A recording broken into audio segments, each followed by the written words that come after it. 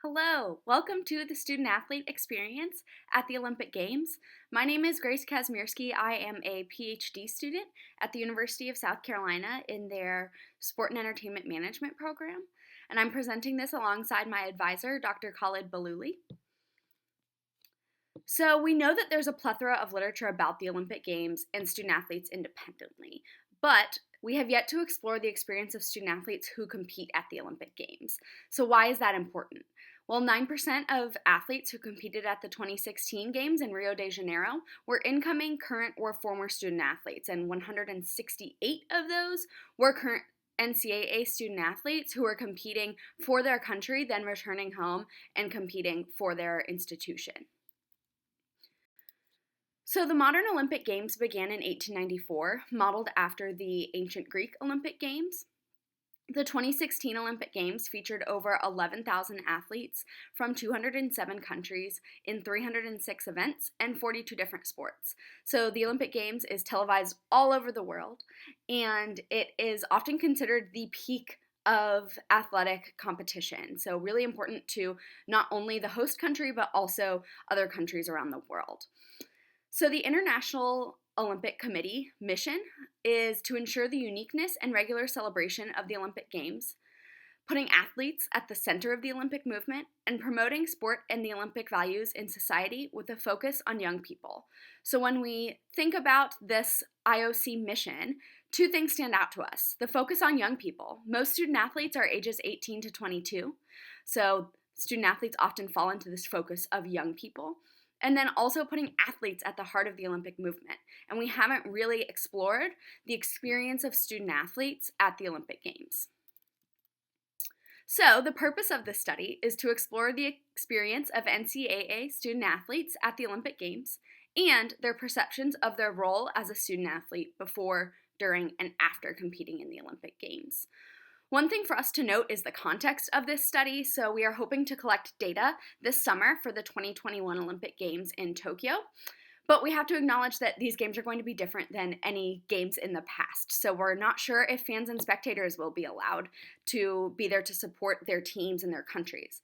Athletes might be opting out because of the risk of the COVID-19 pandemic, and athletes' training may have been impacted. They might not have been able to train the way they had hoped for the games because of the COVID-19 pandemic.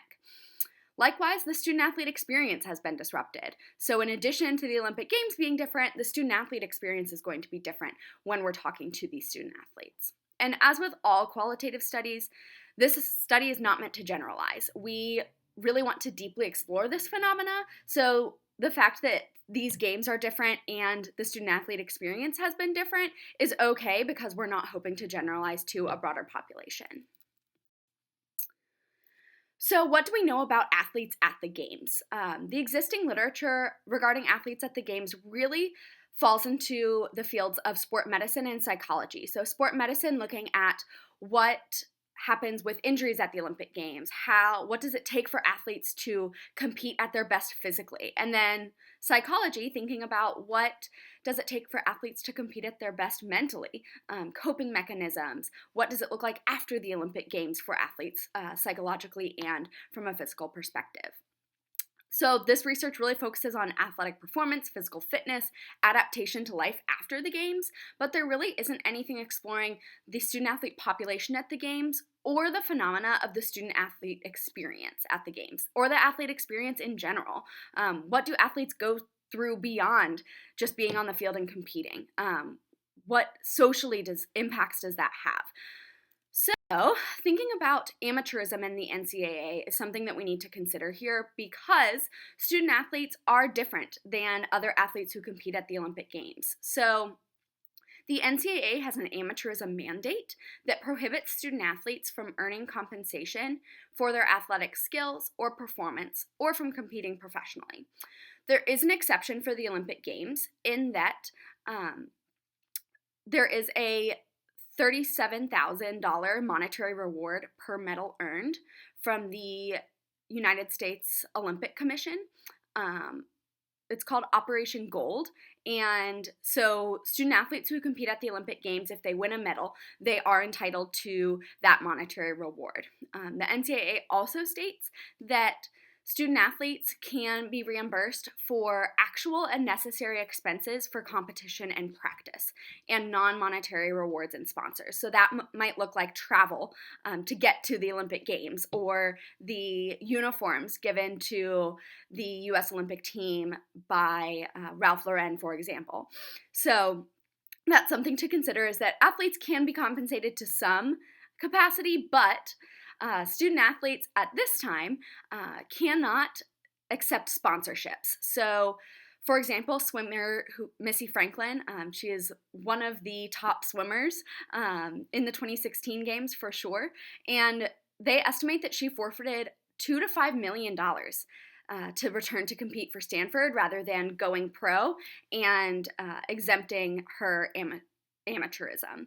So then begs the question, why do these student athletes who competed at the Olympics choose to return to their NCAA competition instead of going pro and being able to really make that $2 to $5 million in sponsorships?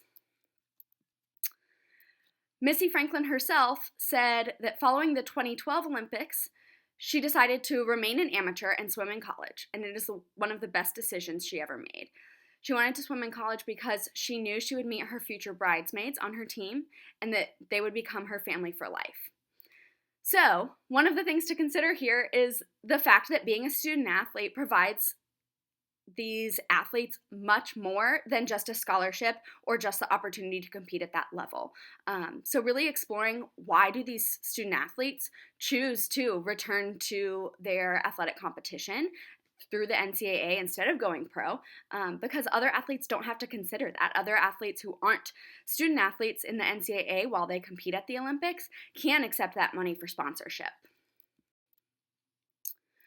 So one thing we also need to consider is the dual role that student athletes have at their institution. So student athletes are both students and athletes, and this dual role nature creates some unique benefits, challenges, and experiences. So for example, student athletes experience increased levels of stress compared to non-athletes, partially due to their practice schedule, required team meetings, things like that that a non-student athlete wouldn't have to consider in their daily college life.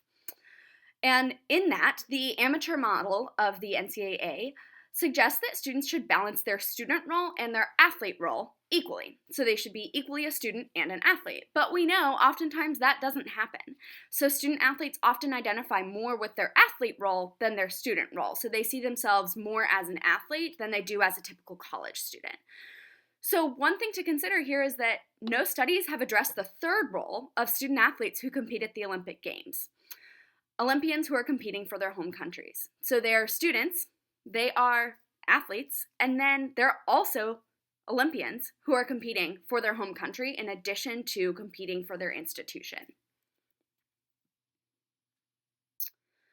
So another important thing for us to consider is role engulfment. So this is the idea that student athletes often identify more as an athlete than a student. They're engulfed in that role as an athlete, and that's as a student athlete as well, right? So as an athlete for their institution, do we know how that impacts their role engulfment as an athlete for the Olympics? We don't know that yet. And then something else is role exit. So this is when an athlete exits the role of being an athlete and maybe is just a student if they have an injury that ends their athletic career, or if they graduate and age out of eligibility, then student athletes are exiting that role as an athlete. But at the Olympics end, and these student athletes are returning to their home colleges or universities to compete. So in a way, they have to exit the role of an Olympian. And so one question we have is, will student athletes have to disengage in their student athlete role to re-engage in the Olympian role, and then disengage in that role to re-engage in the student athlete role? So those three roles that are playing there are really important for us to consider. So existing research explores the impact of student athletes' transition out of sport upon aging out of eligibility or having an unexpected disruption to their athletic career, but it doesn't address role transition from student athlete to Olympian and back to student athlete. So that's really something we're interested here, is to see what does that experience look like for student athletes and how do they make meaning of that experience. So, one of the theoretical frameworks we're considering is triadic reciprocal determinism from Bandura, and it states that a person's behavior influences and is influenced by individual and environmental factors. So, this is something we think could really frame this study because behavior includes these student athletes' actions and decisions. Individual, their person includes cognitive factors, experiences, their skills, their characteristics and personality, biological factors. Have they had an injury? Are they sick while they compete for the Olympic Games? Do they have to, come up from a little bit of a sniffles and a cold?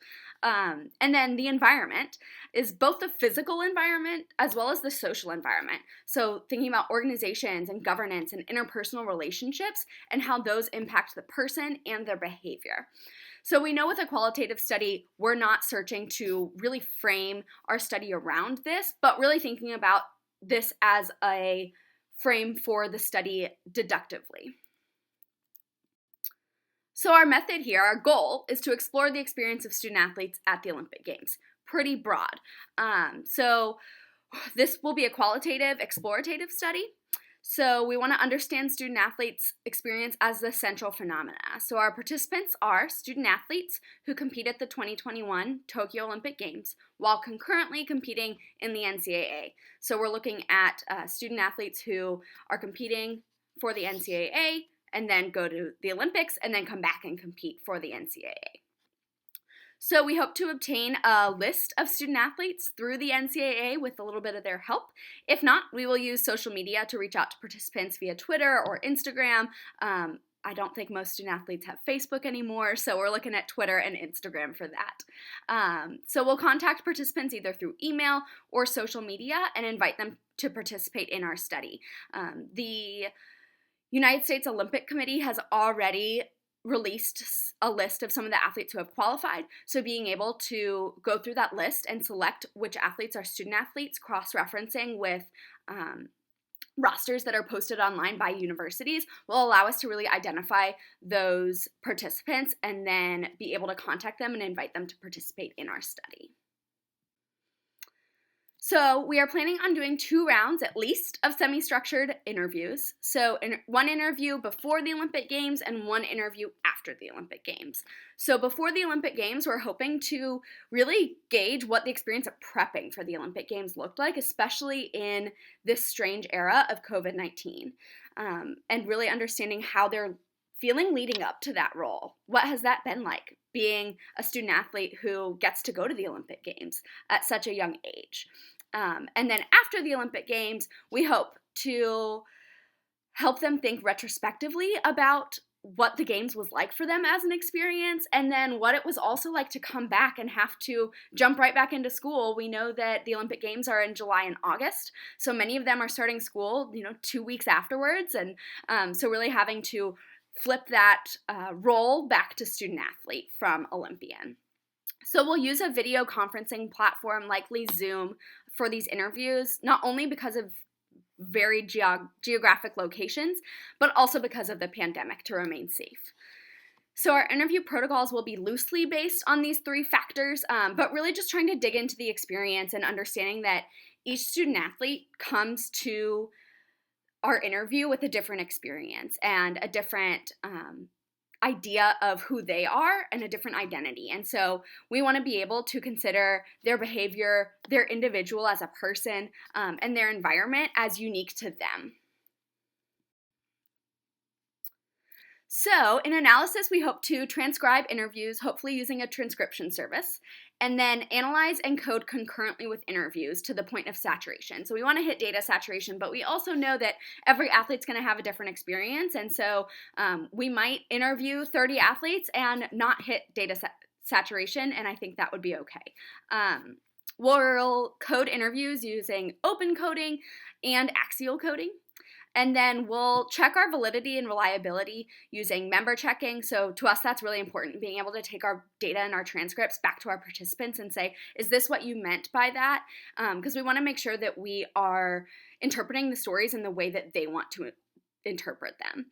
and then with peer review as well with other researchers, and then with my advisor, Dr. Baluli, and I both doing interviews, being able to bring our different positionality and subjectivity to the table. So in that, it's important for us to acknowledge our subjectivity and our positionality. So I was a former student athlete. I was a springboard diver, so I was in an Olympic sport, and that's part of what brought me to this study. So acknowledging that I have a personal interest in the Olympic Games. And my advisor, Dr. Baluli, was a baseball player at a Division I school as well. So both of us are insiders in that we were student athletes, but outsiders in that we didn't go to the Olympics. We didn't have this experience during COVID-19. So recognizing our insider status and our outsider status and how that is going to impact the way that we interpret our data and interact with our participants is really important. So some theoretical and practical implications for this. Theoretically, we hope this addresses a gap in the literature. We don't know anything about the experience of student athletes who compete at the Olympics besides what they tell us on their social media. And also applying social cognitive theory through the parent discipline to sport. Practically, we hope that this supports administrators and coaches in the future in understanding the unique experience of student-athlete Olympians. There aren't very many of them, 168 at the 2016 Games, but we think their experience is very important to share and to highlight. And then also influencing programming to improve the experience of these student-athletes before, during, and after the Olympic Games. So here are our references. And then if you have any questions, feel free to contact me. My email is at the bottom there, as well as my Twitter handle. Feel free to follow me on Twitter if you'd like to interact. I would love to hear from you and hear any advice you have, any suggestions as we are navigating this manuscript and getting ready to interview participants this summer. Thank you all for joining us today. I really look forward to hopefully connecting with you. Thanks so much.